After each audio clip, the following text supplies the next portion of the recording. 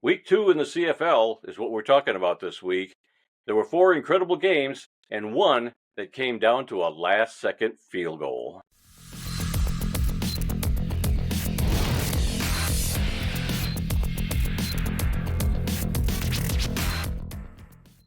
Hello and welcome to Canadian Football League Weekly, presented by the World of Football. Each week we're going to be recapping games played north of the border and going to look ahead to next week's games as well. I'm Randy Snow, and I'm joined by my son, Adam Snow. Howdy, how's it going? It's going good. Got to watch some CFL again this week. Not all the games. Again, I was trying to use the CFL Plus app and got blocked, saying it wasn't available in my region. So, Jeez. Whatever. But I did get to see parts of some of the games, yes. Heck yeah, there was a lot of good stuff this weekend we're going to talk about. And before we get to all that, guys, we want to let all of you know out there, if this is your first time coming to the channel, thank you so much. We are currently sitting at 966 YouTube subscribers. We're trying to make our push to 1,000, so every sub helps. If you guys like what you see, please hit that subscribe button and all that. We'd greatly appreciate it. We got a lot of stuff we do on the channel. We're going to hurry up and plug those, and we're going to get into talking about the great weekend that was Week 2 in the CFL. Friendly reminder, we have a weekly podcast Dad and I here do, and that is This Week in the World of Football. This past week, we talked about a lot of stuff, and this upcoming week we're going to talk about several championship games. We're going to talk about a lot of NFL news, stuff that's even just breaking now as we're recording, and probably even talk about the CFL games a little bit. So please check us out every week over there, wherever you get your good podcasts. Also, we have a weekly show where we talk Arena Football League. That's called Arena Football League Weekly, where we recap the games of the week and look forward to the next week. Those episodes usually drop about Wednesdays or Thursdays by yours truly. So feel free to go over there if you're into the Arena Football League. And we also have a show called Just Lying Around, a Detroit Lions podcast with myself and my brother-in-law, Kyle. We talk all things, you guessed it, Detroit Lions. We're going to have a show coming up here soon. There's been a lot of news breaking, so we're going to have a jam-packed show here whenever Kyle gets around to getting that prepped. So be on the lookout for that. Okay, well, before we begin, when we make a mistake on this podcast, we like to own up to it. And I said a couple Mistakes things never last happen. week. What are you talking about? Well, for you, yes, but for me, not so much. But anyway, I did say a couple things last week that were not true. We were talking about the East and West CFL. Was it a conference or a division? I thought it was a conference. I was wrong. They are the East and West divisions, not conferences. So I want to correct that. I mispronounced the name of one of the players for the Edmonton Elks. Wide receiver, his name is Henji Mayala, not Herji Mayala. I had it spelled wrong. I knew it was Henji, but I spelled it wrong, and that's how I read it. And then I don't know if it was on this podcast or the other podcast, a regular podcast, but I said something like the Argos are the oldest team in North America, which they are. And I said they dated back to 1869. That was incorrect. They go back only to 1873. Only. So, a few mistakes I made last week. Going to get those out of the way. I stand corrected. Sorry for the mistakes. And now let's move on. Hold on real quick, though. I do want to say, when I was putting the show together, I do all the graphics and everything. And when I found the East and West Division graphics, I went, ooh, that's going to age very poorly. But I hope people forgive us. And luckily, it seems like gone unnoticed. So I think we're good. But all right, that's all I got. What are we doing? This is episode 2, so we're going to be much better than last week. So let's get into the scores from last week. So let's start with the Thursday night game. It was the Ottawa Red Blacks defeating the Winnipeg Blue Bombers by the score of 23-19. This was the first game for Ottawa this season because they had a bye in week 1. The Red Blacks were up 16-10 at halftime, and halftime was actually shortened because they knew that a storm was coming. So they were trying to get the game in before the Thunder and Lightning showed up. Winnipeg trailed 23-17 with 2 minutes and 9 seconds left in the game, and they had the ball at the Ottawa 42-yard line. Were working their way down the field to hopefully score the game-winning touchdown. But the game was halted at 2:09 due to lightning. The game was suspended for about an hour, and I sat there. I was watching this on CFL Plus. I sat there for the whole hour watching some other stories about the CFL and whatnot. And the hour went by, and they came back because they said if if they couldn't restart in an hour, the game was going to be called and Ottawa was going to be awarded the win, and Winnipeg wouldn't have a chance to finish that game. So they did start it up. They got it going again. Like I said, the game resumed after about an hour. Winnipeg was stopped on a 3rd and goal. Then Ottawa took an intentional safety to keep the ball away from them. Winnipeg got the ball back, but the ball was knocked down on the goal line as the game ended, securing the win for Ottawa. So quite a wild ending, with a rain delay and getting the ball back and having a couple chances to win the game, and they just couldn't do it. Yeah.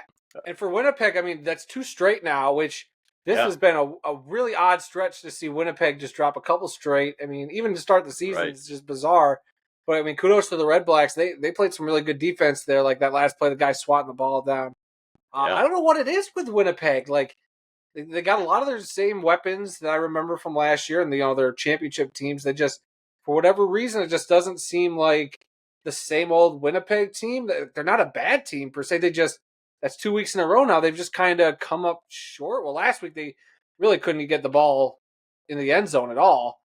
This week, I mean, they got in there a couple times, but man, they just don't look like the same Winnipeg team. I think they'll be fine. They're just having a slow start this year, but they're like you said, they're still a good team. They're going to be better in the weeks to come. But starting out 0-2 is kind of tough for anybody, even though it is an 18-game season.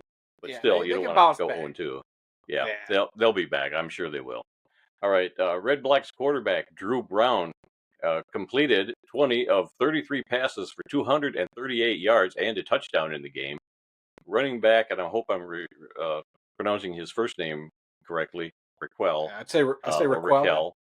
Armstead had 95 yards rushing, and wide receiver Justin Hardy had 7 catches for 111 yards and a touchdown. For Winnipeg, quarterback Zach Collaros completed 15 of 31 passes for 285 yards, but no touchdowns and 2 interceptions. That's kind of the difference in the game. Yeah. Wide receiver Carrick Wheatfall had 3 receptions for 111 yards. Winnipeg now begins the season 0-2. And I don't know if you noticed this during the game, but Ottawa has changed their helmets from last year. Remember their logo last year? They had the R with the circular saw, ring around it. Yeah. And that saw is gone. The ring around the R is gone, and it's just a white arc. It looks like the old Rough Riders helmet that they used to wear. They've had that helmet before. It's like one of their alternate helmets. I don't know if this is now their primary helmet, but they have worn a similar helmet last year.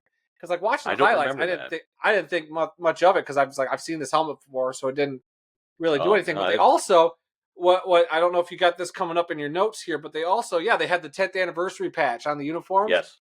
For sure, though. That's clean. I like that logo a lot. So I don't know. I was surprised they didn't do like what Edmonton did last week. Edmonton, put the 70th anniversary on their helmets and stuff. But maybe Ottawa will still do it. But I like the little patch they got for that.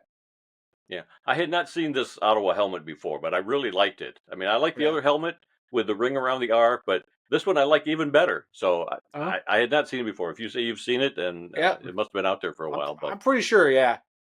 Okay. All right, well, then we're going to move on to Friday night's game, which saw the Montreal Alouettes defeat the Edmonton Elks in another close game, 23-20. The defending Grey Cup champion Montreal Alouettes led 17-13 at halftime, but the Elks did come back from behind to make it a 3-point game with about 33 seconds left in the game, but failed an onside kick, which gave Montreal the narrow victory. Quarterback Cody Fajardo for the Montreal Alouettes completed 20 of 30 passes for 269 yards and 2 touchdowns, while running back Walter Fletcher had 82 yards rushing. He also had 3 catches for 61 yards and another touchdown. Wide receiver Keon Julian Grant had 6 catches for 89 yards, while kicker David Cote had 1 field goal for 53 yards. Then for Edmonton, quarterback McLeod Bethel Thompson completed 28 of 42 passes for 300 yards, no touchdowns, and 2 interceptions. Wide receiver Curly Gittens had 7 receptions for 93 yards. That's Curly Gittens Jr., to be totally correct. And what am I always saying? The losing quarterback usually has better stats than the winning quarterback. I mean, just because you throw for more more yards and maybe even more touchdowns, it doesn't mean you're going to win the game up in the CFL, and that was true in this game. Well, that's two teams, 2 games in a row where in this game, McLeod Bethel Thompson, no touchdown passes, 2 interceptions. That's if your quarterback can't get the ball in the end zone. I mean, it doesn't help. I mean, they can still win despite that, but it doesn't really help, especially with some of these guys like a McLeod Bethel Thompson, who's a great quarterback. If he can't get the ball in the end zone, that's going to hurt you a little bit. Same with the Winnipeg Blue Bombers in that last game. No touchdown passes for not Cody Fajardo, for oh my God, why am I Zach Collaros. Zach Collaros, no touchdowns, 2 interceptions. Those 2 interceptions are killer. And like I said, you can bounce back from stuff like that as a team, but when you have those talented guys, especially in the CFL, they got to be slinging that ball into the end zone. As we'll talk about in a couple of these other games coming up, those quarterbacks got the ball in the end zone, and if you want to win, that's how you do it. But let's give some more credit to the Alouettes, and I want to also give some credit to the Edmonton Elks. I mean, they have been fighters. I mean, that's 2 tough games they've lost in a row, games that they were in, games that they did not just get all walked over. And I like to see this fight in this Edmonton team, hopefully, to bounce back. And I think they could easily be a playoff team if they can figure some stuff out. They definitely got to clean up some stuff. There's just a couple of dumb errors I feel like they made during this game that I'm just like, what are you doing? Like, just, clean that mess up. And I think the Edmonton Elks will be a team we're talking about come, late September, mid-October. Let's move on to the third game, the Saturday night game, which saw the British Columbia Lions defeat the Calgary Stampeders by the score of 26-17. BC led 14-10 at halftime, and it was all tied 17-17 going into the fourth quarter. But Calgary was shut out in the final quarter. It was the home opener for British Columbia in front of a sellout crowd of 53,788 to set a new club record for home opener attendance. There was also a pregame concert by 50 Cent. Is that how you say that? 50 Cent? Oh my God. Yeah, that's a way to say it. Well, I've heard people say 50 Cent, and people get corrected all the time. So I didn't know if I mean, I think for us, we have to say 50 Cent. Or for you older people, yes, 50 Cent. I think 50 Cent that just does not sound good coming out of your mouth. I'm trying. I don't know what that was. I know you're trying, but some things just aren't meant to be said by older white people, Randy. And that might be one of them. Okay, a pregame concert by 50 Cent. Let's see. Quarterback Vernon Adams completed 17 of 29 passes for 277 yards and 2 touchdowns. He also had a rushing touchdown. Running back William Stanback had 69 yards rushing. Wide receiver Alexander Hollins had 8 catches for 97 yards and a touchdown, while wide receiver Justin McGinnis had 4 catches for 91 yards and a touchdown. For Calgary, quarterback Jake Mayer completed 26 of 33 passes for 339 yards and 2 touchdowns. Wide receiver Derek Mills led the receiving corps with 6 catches for 99 yards. Wide receivers Reggie Beggleton and Markin Michelle both had touchdown catches. And to me, these were the highlights of the week. This was a great game. There's so many good highlights, a lot of back and forth plays, a few fumbles, tip balls, just a lot of fun highlights to watch in this game. Okay, I mean this might be my second favorite set of highlights from the week. We'll talk about my favorite coming up. But no, this game was not short on highlights. It was definitely, what a great thing to see that crowd, like that whole atmosphere. And I have become a fan. I like watching Vernon Adams play. I don't know what it is. The dude is just scrambling around, making plays. And if he gets a clean chance to make a play, he's going to do it. Like last week against that Argos defense, he got stifled. They got pressure on him, even though he scrambled around a little bit and made a few mistakes. But I felt like here, he was a weapon. And I mean, the stats aren't going to be don't look super flashy. I mean, only 277 yards passing, but he threw 2 touchdowns. The dude made stuff happen, it looked like, and he kept that offense humming. And that dude could throw lasers. I'm just going to say that. I like watching Vernon Adams play right now. Yeah, he is fun to watch. Yeah, you never know. He kind of reminds you a little bit of Brett Favre. Sometimes he heaves the ball up there, and you don't know if he's got a receiver intended or not. And sometimes it works out, sometimes it doesn't. Yeah, I guess I could see a little bit of that. I mean, I'd hate to put that insult onto him because we're not Brett Favre fans. So No, we're not. We're not. But I'm just saying that's the style of play. Is that he'll get in a jam and he'll just kind of chuck it up there, and sometimes he's got a receiver right in the right spot. well, maybe let's just say that Brett Favre plays like Vernon Adams plays, and we'll just leave it at that. Okay, sounds good. I can buy that. All right, then we're going to move on to the final game of the weekend, which, in my opinion, was the best game of the weekend, the best highlights of the weekend. The Saskatchewan Roughriders with a comeback victory against the Hamilton Tiger Cats, 33-30 in this game. It was won on a last-second field goal by Brett Lothar as time expired. This was the big difference in the game. Obviously, when you only win by a field goal. But Saskatchewan quarterback Trevor Harris completed 32 of 45 passes for 390 yards and 2 touchdowns, while wide receiver Jareth Stearns had 6 catches for 112 yards, and wide receiver Keon Schaefer Baker, love that name, had 7 catches for 109 yards and 2 touchdowns. Kicker Brett Lothar had 4 field goals during the game, including that game winner. On the Hamilton side of things, quarterback Bo Levi Mitchell completed 27 of 38 passes for 380 yards and 3 touchdowns. So if you're looking for offense, this was the game. These guys were slinging it all up and down the field. Wide receiver Keandre Smith had 6 catches for 119 yards and a touchdown, while wide receiver Stephen Dunbar Jr. had 3 catches for 73 yards and a touchdown. And then teammate wide receiver Shamar Bridges had 6 catches for 72 yards and a touchdown. This game was so fun to watch. And the comeback alone, because I forget the exact amount of points Saskatchewan was down by, but Hamilton just couldn't put it away at the end. There was that tough, like they could have run the ball out to finish the game. Hamilton had so many opportunities to either run a couple plays and maybe punt it, get it out further down the field, but a crucial interception there at the end of the game where the receiver was like about to fall to the ground, he was about to get it, and it just pops out of his grip, bounces up, and the defender's right there to snatch it up and put Saskatchewan in such good field position to get that game-winning field goal. Like, you hate to see that, and that's one of those questions that you're going to have to ask your coach. Why are we throwing it in this situation? I get that it's tied up, but aren't you playing to either get into overtime or go down for a field goal of your own? I don't know. I just felt like they gave the Tiger Cats too much credit. And was that before or after they tied it up? Because it was that interception, then they kicked the field goal, or was that the possession before? I might be confused. I don't recall. Well, we probably got highlights showing it, so there might be some clarification there. Just at the top of my head right now, not watching those highlights, I just remember that interception, though, just being such a killer. I was almost like, why are you throwing it in this situation? Yeah. It was just, I don't know. I didn't agree with that call, but again, hindsight's 2020.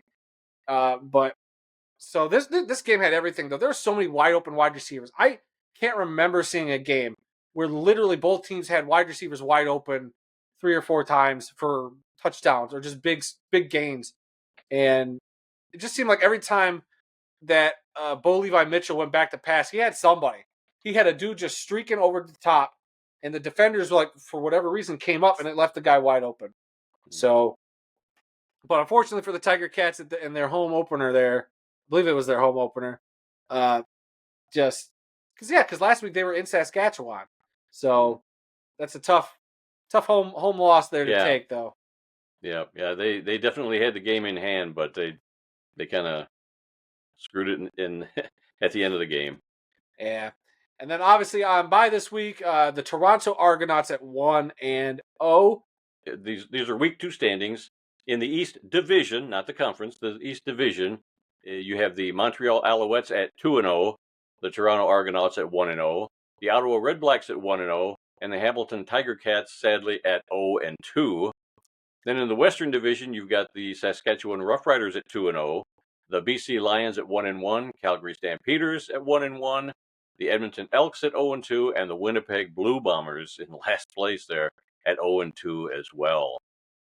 Let's look ahead. See. Yeah, it is. Like I said, I think Winnipeg will be fine. They're just getting off to a really slow start this year. So let's look ahead to the Week 3 matchups. They got a game Thursday, Friday, Saturday, and Sunday again for like the 3rd week in a row. The Thursday night game is going to be the Ottawa Redblacks at 1-0 at the Montreal Alouettes at 2-0. So this is going to be the battle of undefeated teams this week.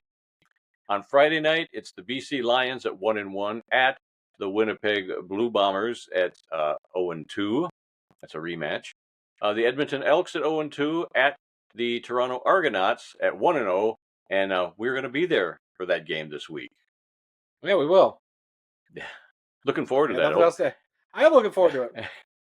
Yeah. People that follow us may remember that we tried to go to a game 2 years ago and we never made it to the stadium because of a traffic jam. So I don't think we're going to have that problem this year. So hopefully we're going to get there, get to our seats, and enjoy a Toronto Argonauts game at BMO Field. All right, and finally, the Sunday game is the Hamilton Tiger Cats at 0-2, traveling to Saskatchewan, and they're going to be playing the Rough Riders, who are 2-0, and the Calgary Stampeders at 1-1 are on bye this week. So is that three? That can't be right. 3 weeks in a row, the Tiger Cats are playing the Rough Riders, because they just got done playing them. Yeah, I know one of these games was a rematch because they were talking about it during the game, and maybe it is the it's either the Tiger Cats at Saskatchewan or it's the BC Lions in Winnipeg. I can't remember. It's all But good. anyway, Like I'm gonna yeah. because I could have swore that in week 1 the Tiger Cats opened up. Okay, so in week 1 the Tiger Cats opened up against the Stampeders, so that's my mistake. But yes, this will be back-to-back weeks. The Tiger Cats are playing the Rough Riders. So Okay. Yep. Okay. And there was a little bit of news that I found this week. I'm not sure we if I can were pronounce supposed it. to have this last week on last week's show, but we just didn't Yeah. remember to put it in. So. Yeah. Taulia, is that how you pronounce his first name? Taulia Tungavailoa, the brother of Miami Dolphins quarterback Tua Tungavailoa, has signed with the Hamilton Tiger Cats of the CFL. He played at the University of Maryland and is the Big Ten Conference's all-time passing leader. He was not drafted by an NFL team this past spring, but he had rookie minicamp tryouts with the Seattle Seahawks and the Arizona Cardinals. I guess they decided to pass on him, so he went up to Hamilton and decided to give the CFL a try. So good for him. Yep, I'd say that's a good smart move. I think the CFL, I mean, they've turned out good quarterbacks that have come down to the States. Warren Moon, Doug Flutie. So, don't. I hope players, if you don't get your NFL shot, do not gloss over the CFL. Like, there's so many good quarterbacks in this league. Whether or not they all translate to the NFL game is, a different thing. But I think you can still develop some skills going up to Canada. Okay, well, that's all we've got for this week. Remember, folks, some people may love football more than we do, but nobody, and I mean nobody, loves more football than Adam and I sitting here in Kalamazoo. Until next time, I'm Randy Snow. And we'll see you in Toronto, everybody. Yeah.